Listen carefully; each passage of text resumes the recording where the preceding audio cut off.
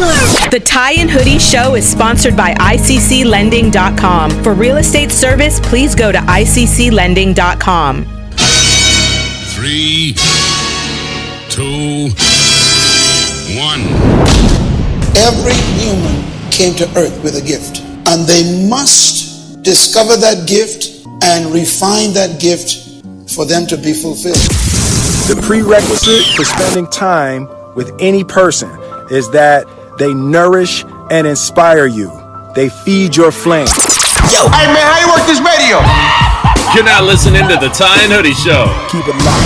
Owning a home and paying it off is one of the data points of an everyday millionaire. Home sales across the U.S. are on the rise as buyers take advantage of record low mortgage rates. Good morning. Now let's get back to the Tie and Hoodie Show.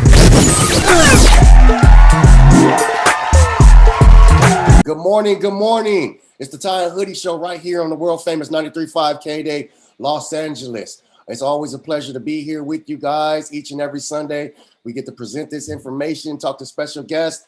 I'm your host, Trevon Smith, also known as Trey. And here's my guy, my main man, Mr. Andrew Jesse Koba. How you doing today, Andrew? I'm doing good, man. I'm doing good. We're almost ready to get back into the studio together. Yep. You know, vaccines are going around. COVID is kind of like, opening still up here, but dealing with it, we're trying, but I can't wait to touch you again, I guess. Definitely things are opening up, and it's always good for the human being process to get back around each other, and we get back to business as we should have already been doing. Today's guest I'm excited about. It's very we get to bring a lot of information to our K-Day listeners that I think that's very important. So hopefully they're paying attention, because I feel fortunate to pick the brains of all these guests and what they're working on and what they have going on. And the best part of the show is I love to hear their testimonies of how they became who they currently are. But today's guest, he's an expert at helping families and entrepreneurs achieve their goals. I believe he's still in Corona, because I'm in Corona. So there you go. So I know a little bit about him. He's a best-selling author of Stress-Free Money. We're definitely going to talk about. I can't wait to talk about that. Pacific Capital founder. He has the hoodie on. Definitely like that. He definitely is rocking with the Hoodie Show today. And he has his own podcast, so I know he can handle his own. And Mr. Chad Willardson, how are you today? Hey, appreciate you having me on. And actually, believe it or not, 93.5 K-Day is the first station on my favorites in my car. So we appreciate it. I love the old school hip hop. See, I appreciate it. I knew I was checking you out. I could read some things about you. Yeah. So this is another side of you that I know, because we're connected on LinkedIn, and I'm always seeing you on your suit and looking all professional. Now you're relaxed in the hoodie. So we appreciate that. Thank you so much for representing. Absolutely. Got to be comfortable now. And I was speaking of LA, I was I took my son last night to the Lakers game. First game we've been able to go to in person since March of 2020. So it is good to see things opening back up again. Definitely good to see the Lake Show get a win. But before we get to the show, I see you went to BYU. I did. Second pick of the draft, right? I know. I've met my boys and I. We've actually played catch with Zach Wilson in the stadium. So I met him, and I was really happy for him, excited for him. So I had to bring that up. So it's a big deal. It's definitely a pleasure. If you could just talk a little bit about yourself, Chad, of how you've became who you've become. Because like I said, I'm a fan of testimonies, and we always get shocked by some testimonies, and some we be like, oh, we didn't know that about him or whatnot. Yeah. So if you could just talk us a little bit of how the direction that you're at now, how did you get there? So I grew up in Southern California as the oldest of 4 kids. My family was not broke, but we were not rich by any means. My dad was very frugal. My mom stayed home with us. I didn't know much about money as a kid. I just knew that we had to be pretty careful with everything. It was like if you left the room and you left the light on, Dad was not happy. You know what I mean? So it was like, if we went out to eat and got a hamburger, it was a really big deal growing up. So we were pretty, you know, we had enough to pay the bills, but we were pretty tight on the budget. And just as I got into college, I got a little more interested in finance. I got interested in investing. I didn't know much about it. And I studied economics in college, and I was fascinated by how the investment markets work. And, you know, I learned more and more about what it means to actually have a little bit of financial freedom. And I would talk to mentors and people who would seem to be doing really well, and I would get their advice. And I said, you know what, this is an industry that I really could see myself working in and learning a lot about. It's something I wanted to learn about. And so I started at Merrill Lynch. I was a trainee. You know, I was married with a kid and barely paying the bills, but I was like, you know, I'm going to hustle. I'm going to learn everything that I can. And even if if I don't make it in this career, I'm going to learn a lot about personal finance and being smart with money that will help me in my future. Fortunately, I've been able to do pretty well, and I've been doing this now for 19 years. And this is all I've done. So I started my business in 2011 called Pacific Capital. And Pacific Capital, we basically help families and entrepreneurs make smart decisions with money. That's our goal. And we are a fiduciary. And so how did I get here? You know, looking back, just a lot of hustle, a lot of grinding, a lot of late nights and weekends studying, learning, working, and trying to build a business until I could have a little bit more freedom and flexibility. And that's where we're at right now. Well, I mean, I thank you so much for your intro. I mean, there are two things that jump at me real quick that I want to really jump into. You mentioned the word hustle and grinding. Yeah. Well, millions of people do that every day, but they still end up with nothing. Sure. They still end up with no money. How did you identify the kind of hustle you should be hustling, or what's hustle and grinding to you? For me, hustle and grinding isn't just like the number of hours that you work. It's also involves some sacrifice. And I think that's what separates people who are working hard and are on a track for success versus people who are working hard, but they're just on that hamster wheel and they're not getting off. I don't care how much you make, you can save and invest something. Like start small, you can do something. So investing is really just delayed consumption. It's just postponing your spending. You know, there's that experiment way back in the day. I've seen a video on it where they have the little kids and they put the marshmallow out. And if you Google marshmallow experiment, you can read about it. But they said, hey, you can eat this marshmallow right now. Or if you wait, I don't know, let's say 5 minutes, we're going to come back and give you more marshmallows and you're going to have more, but you have to wait. You can't touch it. You can't eat it. And then they leave the room and they kind of observe and they have a camera on the kid. And they said that just waiting to get more marshmallows, it's a really good experimental test to see, can you delay something that you want in order to get more later? And so I think that when I say hustle and grind, yes, I was working hard. I was giving everything. I was giving up a lot of fun stuff that my friends were doing on the outside, but also financially, I was grinding to say, I'm going to save, even if I can only save $50 a month.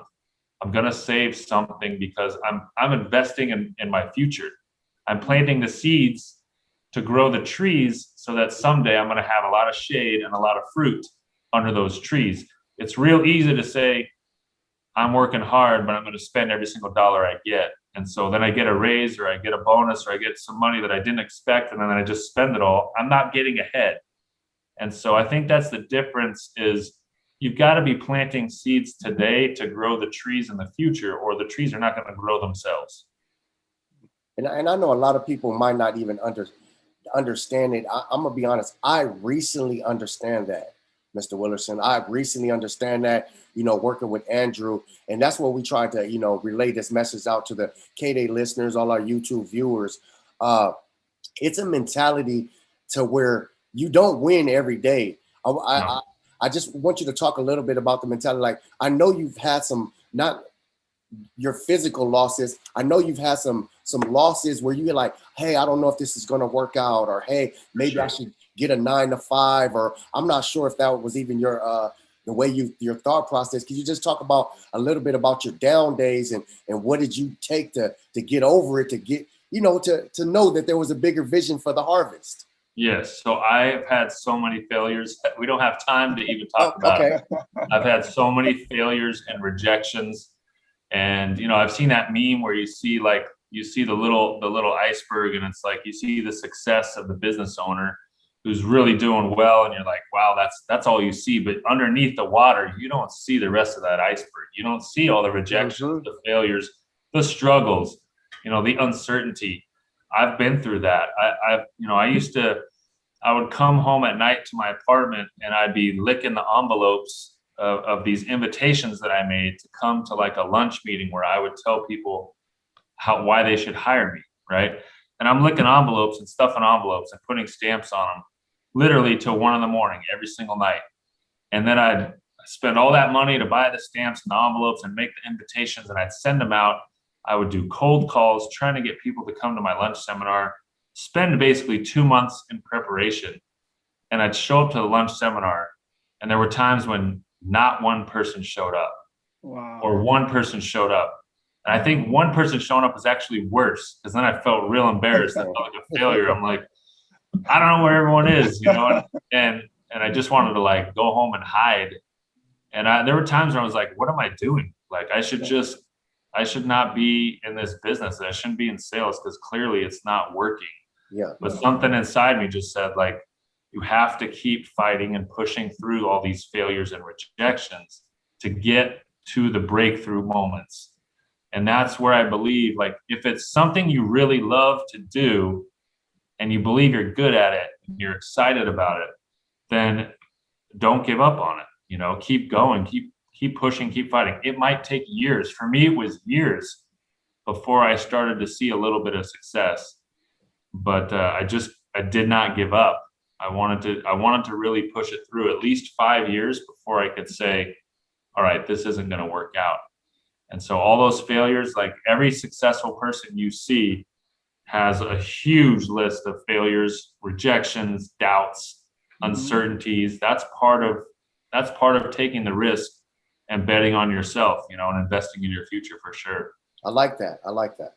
Yeah, you talked about investing in your future. I mean, you know, I've been in this country now for about 23 years. I mean, I remember clearly when I came here the first day from Nigeria, and I mean, I saw roads that had no potholes, and I'm like, wow, I'm in heaven. And I blinked, and it's 23 years later. You know, and you talked about delayed gratification. I think a lot of our listeners don't understand what that means, because people are trying to live paycheck to paycheck. And you are claiming that you should be able to at least save something, even if it's $1 a day. Yep.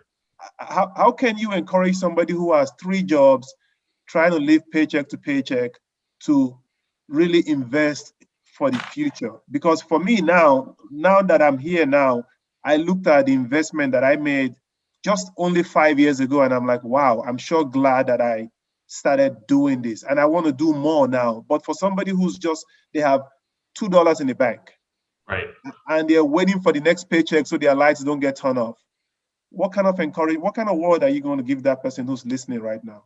The 2 ways to invest for the future. Number 1, invest in yourself and your education. Okay, we've never lived in a time with more resources and education online. That's free. It's everywhere. Like literally, I have 5 kids. Okay, so I'm a busy guy. I got 5 kids.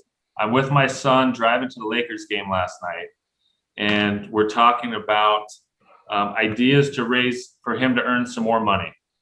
And I said, let's go online and let's Google. While I was driving, I said, go online on my phone and look up different businesses, ideas for teenagers. Okay, he's 14 years old.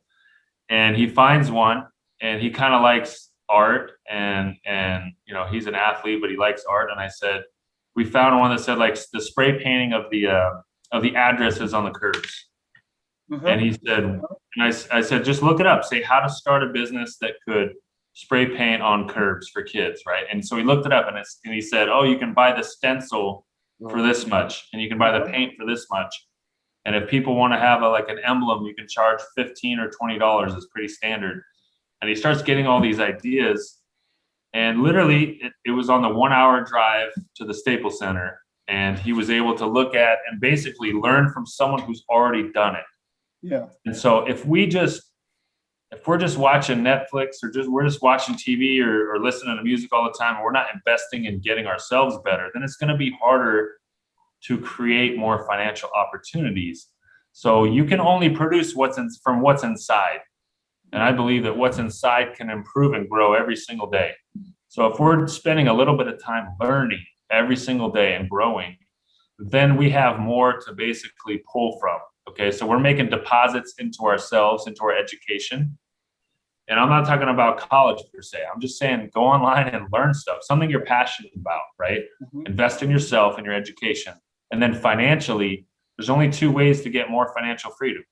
You either have to figure out a way to earn more money or figure out a way to spend less money, or both, right? So to somebody who's barely making it, I seriously believe that anyone can lift themselves above from where they are. And I really believe that we have so much opportunity in this country, and you've got the resources for free online to learn almost anything. So you've got to step out of your current habits. If you want to get somewhere you've never been, you got to do something you've never done. So you can't keep doing the same things and expect growth. And so listening to this podcast, for example, if people are listening to this podcast and they're learning from new people every single week on the radio show, you're going to have some ideas. You're going to be able to write some goals down. You're going to do some research. You're going to figure out, you know what, how can I better my future so I can break the chain of whatever habits or patterns are in my family, my family chain. Hey, a lot of people might not understand what you just dropped right now, but I get it. But I've been fortunate enough to, when you say change your habits, I also believe it's called changing your mentality. So you have to change your mentality. You have to become a go-getter. I watch YouTube videos all week of just trying to, I believe in order to keep those brain cells working, you have to keep learning. If you keep doing the same thing, your brain cells die. It's kind of like not working out. Absolutely. Take the stairs instead of the elevator sometimes. But with all respect, I want to make sure we give out your information. We still got time, and I want to talk about the book, but I want to make sure give out your information for those that are just listening and not looking at the video. Where can they reach you at, or website? Yeah. So once again, my name is Chad Willardson, and the website is pacificcapital.com. That's the easiest place to reach me. I'm also on LinkedIn. I'm active. I post there daily, and I engage in the comments. I think we have 31,000 followers now. I will say this.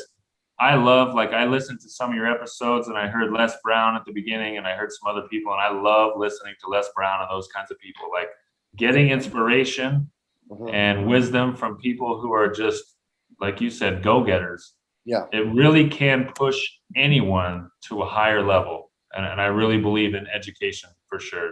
I think it's definitely important also to listen to motivational speakers, because like episodes like this, like I tell Andrew, I wouldn't do this if I wasn't a fan of our show and what we do. But enough about us. The Time Hoodie Show right here. I want to talk about one of the best-selling books, Stress-Free Money.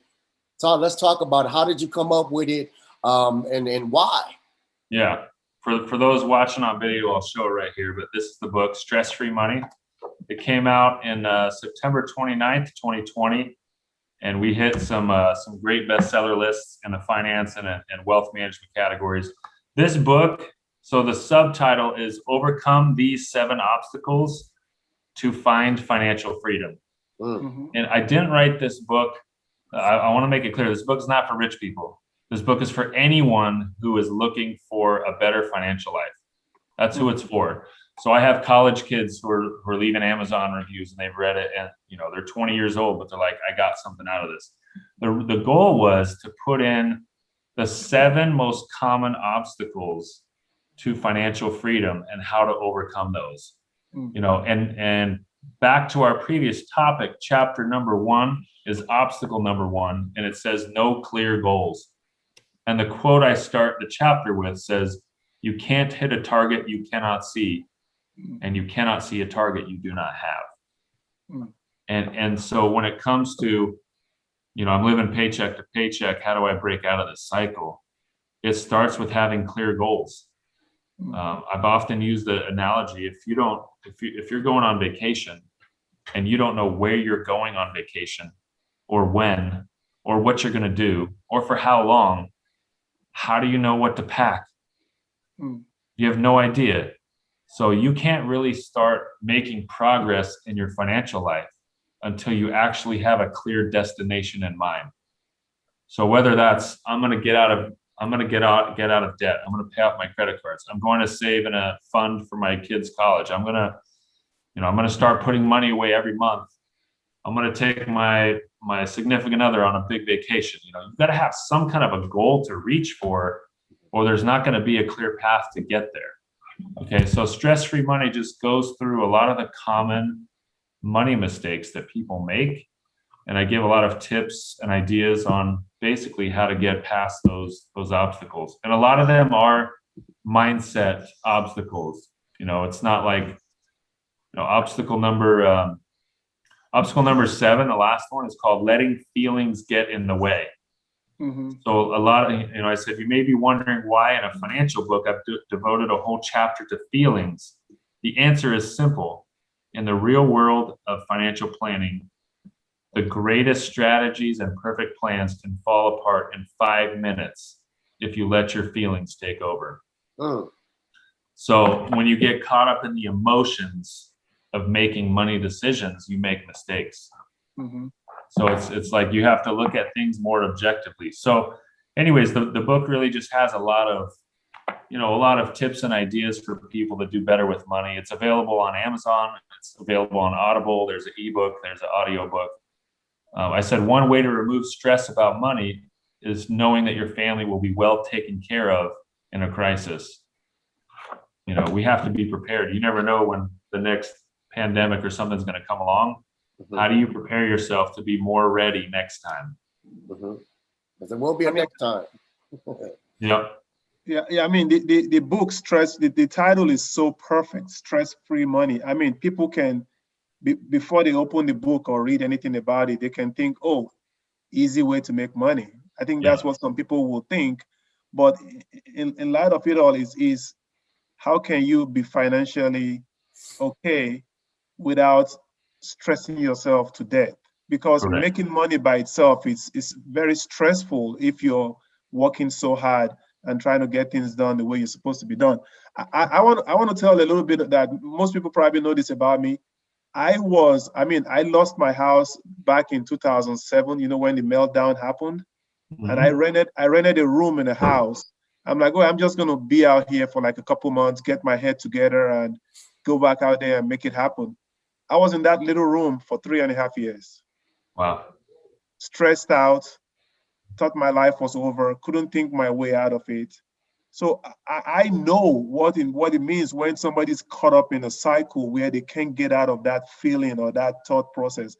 What would be your advice with somebody who they're capable, they know they're making the wrong decisions, but how do they get out of that cycle? How can they find help? You have to have some intervention, I believe. And even if it's listening to motivational talks and podcasts, at least that's something. You need to basically get ideas and advice outside from your own head, because your own head got you where you are. It might not be what's going to get you out of where you are, where you're stuck.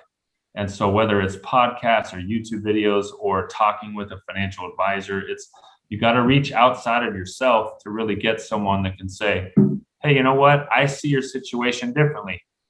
And here's how I think you can get out of the rut that you're in right now. Does that make sense? Yes, it makes absolute sense, because that's absolutely what I did. And I was lucky but I know people who I've known in the past who are still in the rut 10 years later. And the best they can do is blame the system for their demise. But what you're saying, and I agree 100%, is we're in a country where there's absolute opportunities for a lot of people. Yes. You can sit and blame the situation and what's happening, or you can decide and get help and do better, like we're doing right now. Right. Absolutely.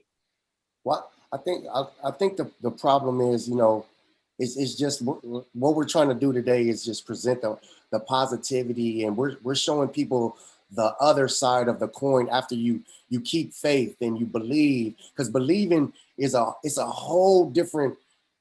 I talk to I'm a teacher, so I talk to kids, and they think, oh, believe means, oh, you just believe on a certain day. No, believing is every day that the best of the best will happen to you as long as you give it your all. And even if you reach for 10 and you only hit 6, you still hit the 6 instead of the 1. So This is what we try to encourage to our listeners. And I've seen Andrew grow to where he has a successful company. I've watched you, Mr. Willardson, and what you do is beautiful. I think you have an energy that people need to hear. I think you have an energy that, that's why, you've been chosen to flourish. I want to talk a little bit about the podcast, if you don't mind. And I know there's a new book coming out. So I want people to know where they can hear these motivational, influences at. If you don't mind talking about your podcast and letting us know where that is. So Trey, actually, I'm just a podcast guest. So I don't run a podcast, but we need to get you though. Yeah. I have on our website on pacificcapital.com, you can actually click and listen to, I don't know, there's at least 40 podcast interviews that I think we've loaded up on that website. Eventually we'll have this episode on there as well. But I'd say LinkedIn, the weekly, you can sign up for my weekly newsletter that I send once or twice a week. That's free. You can sign up on pacificcapital.com. It's free. There's literally no obligation, nothing. And I just send out positive messages and tips and advice to our subscribers there. And the next book is coming out September 2021. It's called Smart Not Spoiled.